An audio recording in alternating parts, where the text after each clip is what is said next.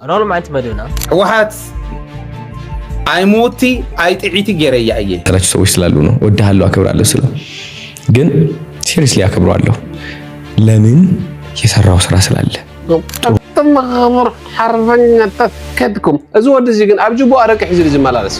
يوم خلنا مدبات نحزلكم مصيلكم سلامات دق عبيته هم غنيكم دحنا ديكم وعد احنا مصخنا يوتيوب شانالي الشانل اذا حدش لو نصات سبسكرايب مقار بيتسب يخنو قدمنا مدبنا متينا لايك كومنت شير مقار يرسعيو تنمدنا نايلو مدقس خازي بتعمل تحساسينا لا نادقس قداي ماشي ولك قلت سيازي ولا ما نزريتها تفلطينا لنا ازرق تحيزو ጋዜጣ ግበርላ ደስታ ተኾይና ጥራሓ ኢል ወስት መይት ኮንታ ለهم ለሓዘ አዚያ ኢል ገብራ ሒዝና ዮሚና ካብ ደግም خل ተዋርዲያ ዘበር ንገብሪና ይከፈት ሃምበርዝ ደይ ኦዘ ተኾይና መልሰ በቀደማይ ታግል ጸኸጓዕኩ ደስታ ረቅ ሒዙ ሞጽ ባዓልና የለይሉ አፍታ ጉዳይ እምባይ ሒዘያ ያአትይሉ በቃ እምባይ ተመለስ ይልና እምባይ ተባይ ከምጽልና ችልኸት እምባይ ቀንፍ ሞጽና ይሮልሉ ኢናና በግልጽ አለቃ ደስዚ ሐሳብ ጣቢል ፈተኒ كل مدو كعصينا كشوهات نبصرو نولع كو ጨነቅና نعمتا حد شودي تدرهم ممطاتا سسن تقال نحر داينا من اندرو تا سسن ممطايما وا سات حريدنا ما زنجጫውት من كعين سوق يا خفتحت لا تعين لا اتا نعما ممطايا ابون كعينيوا أنا لازم العيال غل قص إذا سعد العيال غلس قص بك أو خستر بهالو تعبي تعين دعي من ميك ليه بتسألي صراحة لك ده بالله صندق الصريح كذول كذا قلت كله يدلخ معرفان بس ما كير ده قلبت نخش أنا كابزن تايت سرد قولتها هو ما هتكون بر ده فرا يدفر دفير ده حتى براز ما حتى بيجاهم بس زين كنت شان عسرا شد شن زين تايت جيز كترين فرا لنا مصدقنا يوم كلها فرا طلع على الحلاوة يعني هم كم يقول تاي فرا لنا مصدقنا يوم كلها فرا نورجور وسي والله نرنا قرنا أبوبولار جزء عادي في المسكين قدم في المسكينة نفهم مسكين أكاونت غن عبيد عزو هم تاتن قبرك إن ألف تايت تقدد نورم قرنا نرير قرير كذا فنيني أنصف الصل مصيدة واتساكم نيو من ما يترد الناس فيديوز ترقم من تأيو مزعين فيديو حدا شير الجورة اللي يندعي كاولا فيديوز كعزنا راهم صوروا لهم ساعات لهم سبسكرايب سومن زي منهم سلا اللي تقول لهم سبسكرايب ناقورهم حدش حلقتي سبسكرايب ناقورهم الشانل زي فيديوز تتموتشكم لايك ناقورهم نقول عين حسات هاديكم له كومنت سيكشن نقوم طلعهم تنا بسيفو لاي بسوشيال ميديا በደንብ መነጋገሪያ የሆነ ጉዳይ አለ ሚስ አንደርስታንዲንግ ሊሆን ይችላል የሐሳብ አለ መረዳዳት ሊሆን ይችላል እስቲ ስለሱም ጉዳይ የምትለን ነገር ካለ ካንተ አንደበት መስማቱ ጥሩ ስለሆነ ከተገናኘን አይቀር ሁሉን አንስተን እንለፍ ስለ ሰይፉ ማለት ነው አንድ የሚለው ነገር ምንድነው በጣም አሁን ሰዎች ሜቢ እየዋሹ ይመስላቸዋል ግን አከብረዋለሁ ሰይፉ ያደረገው ነገር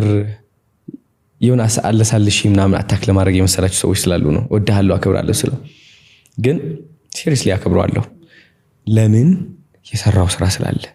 ጥሩነቱ አይለታለሁ ያደረገው በጎ ነገር ሁሉም አየዋለሁ ግን አንዳንድ ሰው ደግሞ የተናገረው ነገር ደግሞ ወደ አንተ ይደርሳል which is አንድ እንደምታከብረው ሰው ደግሞ ላንተ ያለው አመለካከት ትክክል ካልሆነ ታስረዳዋለህ እኔ አሁን የሰራሁት የማስረዳትን ስራ ነው ግን እኔ የደበረኝ ነገር የተናገረው ቃል ነው ሰይፉ የተናገረው ቃል ትክክል ስላልነበረ ነው እኔም የሆነ ነገር ተሰምቶኛል ከጥሩነቴ ከዛ ሁሉ ያደረኩትን ነገር ለየት ተብሎ ትንሽ ቃላቶች እኔ ኔጌቲቭሊ ኢምፓክት የሚያደርጉኝ ቃላቶች በመናገሩ ግን አዶናይ እንደዚህ ብሎ የተናገረው ነገር አለ እኔ ያመለጠኝ ነገር ካለ አላውቅም ኖ I think ንግግር ባሽሙር ነው and ሁሉም ህዝቡም ገብቶታል እኔም ገብቶኛል ከሰይፉ ጋር አንድ ፊልም ሰርቻለሁ ግን ያን ያህል ትውቅ ባይኖርንም ከመጣበት የህይወት ልምድ ሲታይ ካለበት እድሜ ሲታይ ከሰራቸው ስራዎች መልካም ስራዎች ሲታይ በዚህ መንገድ አንተን አሽሙር ይናገራል ብዬ አላስብም ኦነስቱኝ ነው እንግዲህ ምነግረ እና አንዳንድ ጊዜ አንደርስታንድ ምናረግበት ወይ ደግሞ ምንረዳበት መንገድ ነው ልክ የማይሆነው አሁን ይህም አስተሳሰብሽ ያሳያል አንቺ እንዳምለሰት አንቺ አሁን ሳይሽ what a beautiful mindset you have እኔም exactly I have that እቺ mindset አስተሳሰብ ነው ያለች ምን ጠቀምባት ግን አንዳንዴ it's just የሚታዩ ነገር አሉ የሚሰማሽ ውስጥሽ የሚነግርሽ ነገር አለ ያቺኛው ውስጥሽ ላይ የሚነግርሽ ነገር አለ ትክክል እንዳልሆነ ፊል ታደርጊዋለሽ ከዛም አልፎ እንደ ህዝብ ደረጃም ፊል ሲያደርጉት connectively already ተዳርሷል ይገባሃል ትረዳዋለህ ግን maybe okay that's good ሳያስበው ለሌላም ተወርቶ ሊሆን ይችላል I apologize ይቅርታ በጣም ለሌላ ተወርቶ ከሆነ perspective ነው by the way አንተን ገና ምትመጣ ልጅ እኛ እኮ ልጃችን ማለት ነው ማረዋት ገባ ባንተ ልክ ነው እንደውም ወረድ ብለን አሁን ባለቤቴ ሁሉ ጊዜ ምን ይለኛል ልጆችን ስታወሩ በቁመታቸው ልክ ዝቅ ብላችሁ አውራ እሺ ያው እዚ አለ ካውዝ ፓርት ተለቃቀና ኢንተርቪው ንሽተን ቅንጫቢ ሒዘልኩ በጽኔኹ ሎማ አንተ ሕጽር ለላይን ግን ሓደሽ ስለሆነ ነገራት ለስለ ሒዘልኩ መጽኔኹ ናውዝ ነገር እሱ ከሽግረው ወድ ወረደ ንሰለስተ ሰባት ዝበሎም ክነግሮ ቃል በቃል ይዛረብ አይኮነን እንታይሉ አነን ከሕተት ድሉ እከለ ኢለ ነቶም ዝበሎም ክነግሮ ኽእል ንሰለስተ ሰባት ንሰለስተ ዓይነ ኣብ ሰለስተ ዓይነት ቦታ ንዘለዉ ሰባት ንኣብነት ንሓደ ነጋዳይ ነጋዶ ናይ ዝኾነ ከባቢ ኣኪቡ ዝበሎ ክነግሮ ቃል በቃል ዝበሎ እዚዩ መርትዑ እኒሄኒ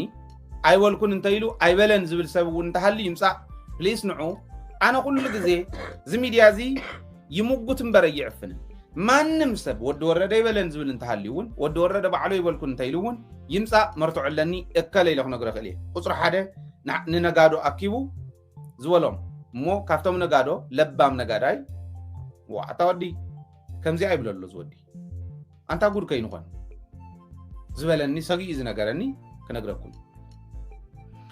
ሕወሓት አይሞቲ አይጥዒቲ ገይረያ እየ ሕዚ ከዓ ነንዋዕሎም መባሊዐ ነንዋዕሎም ሕወሓት ንምፍራስ ነንዋዕሎም ምብላዕ እዩ ናይ ስልጣን ህረፍ ዘለዎም ብዙሓት ስለ ዝኾኑ ንኹሎም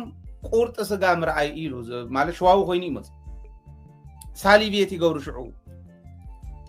ክልዚኦም እንዳለዘዩ ደድሕርታ ስልጣን ስለ ዝኸዱ ንኹሎም ብስልጣን በታቲነ ሕወሓት አይሞቲ አይጥዒቲ ገይረያ ድሕሪ ሕወሓት ክትለዓል ኢልካ አይትገምቱ ግዲ የብልኩምን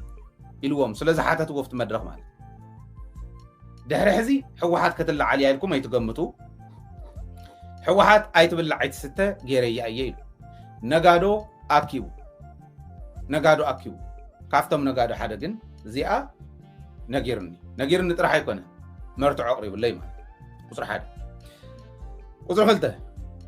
ንሓደ ጠበቃ እዩ ንዕኡ ዝቐርቦ ግን ተቃላሳይ ስለ ዝኾነ እቲ ጠበቃ ባዕሉ ዝነገረኒ ሕወሓት ድሕሪ ሕዚ ክትስእየ እንተኢላ እውን ከይትትስእ ክሳዳ ረጊፀ ሒዘያ እየ ኢሉ ምንም ክገብር ኣይክእል ነዚ ዓቂልካ ኣነ እናተቃፀልኩ ክነብር ኣይደለን ማለት ብዙሕ እንዲና ሒዝና እናተቃፀልና እንዲና ንነብር ብዙሕ ሚስጥር ኢና ሒዝና እዚአን ግን ወሰንቲ እየን ህዝቢ ክፈልጠን ኣለዎ ጠበቃ እዩ ትወዲ ተጋዳላይ እዩ ትወዲ ስለዚ መቃልስተ ኢሉ ነጊርዎ ክኾን ይኽእል እዩ ግን ብትክክል ትወዲ ንህዝቡ ዝጣበቕ ስለ ዝኾነ ጠበቃ ናይ ሕጊ ጥራሕቲ ኣይኮነስ ናይ ህዝቡ ጠበቃ ኮይኑ ትሕገ ልቦና ደፊእዎ ትግራዋይነት ደፊእዎ እታ ትግራይ ትብላዕ ትጠፍእ ከም ዘላ ሓደጋ ከም ዘላ ፈሊጡ እዚኣ ነጊሩን ኣሎ ያው ነጊርኒ መርትዑ እኒሄኒ ሰብ እኒሄኒ ምስክር ቃል ብቃል ኢሉኒ ሕወሓት ዘየፍረስ ክድቅስ ኣይክእልን ኢሉ ቃል ብቃል ከም ኢሉኒ ኢሉ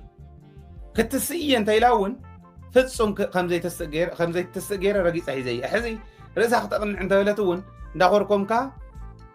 ከም ቆልዓ እየየ እንዳበለት ቀምሸዲኣ ሒዛ እናተዓቑለለት እትነብር ሕወሓት ገይረ እያ እየ ኢሉ እየ ዝብል ዘለኹ ሕወሓት ርእሳ ክተቕንዕ ድያ ኣይተቕንዕን ድያ ህዝቢ ዝውስኖ ብጣዕሚ ዝገርም እዩ ኣነ ኣብዚ ቪድዮ እዚ ተኣየርየ በቃ ና ዓድና ፖለቲካ ምንም ልክዕ ሕምለ ይኮነ እየ ቃል ነግረካ ኣነ ከምዚ ዓይነት ና ፖለቲካ ነገር ለይፈቱ ምምፃእ ግን ዝኾነ ሓድሽ ነገር ተሃልዩ ንምምፃእ ኢና እዚ ኣነ ዝኾነ ብጣዕሚ ገሪም እዚ ቪድዮ እና ኣብዚ ቪድዮ እዚ ሓሳብኩም ንስኹም ተቐምጥለ ይደሊ እየ ንቕፅልና መደና ፃሕ ኮነ ብፀሓልካ እንዲና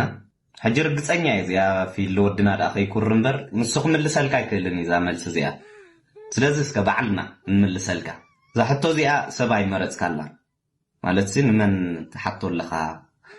በዝጋጥ አምስክ ትፈልጥ ይግባካ ክምልሰልካ ይክልኒ ክምልሰልካ ዝኽእል ተኮይኑ ከዓ ፍሪጅካ ክህበካ ሰአፍካዶ ትሕዘለይ ይኽብለካ ምክንያቱ